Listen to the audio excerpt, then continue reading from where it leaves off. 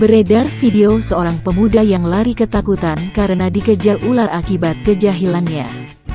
Video yang diunggah oleh akun Instagram @viralkak mendadak viral. Terlihat dalam video, pemuda yang memakai baju berwarna putih tampak begitu jahil mengganggu ular yang sedang melintas di jalanan. Ular tersebut mulanya diam saat diganggu oleh sang pemuda. Namun saat pemuda memukul bagian kepala ular, sontak ular tersebut mengejar sang pemuda dengan sangat cepat.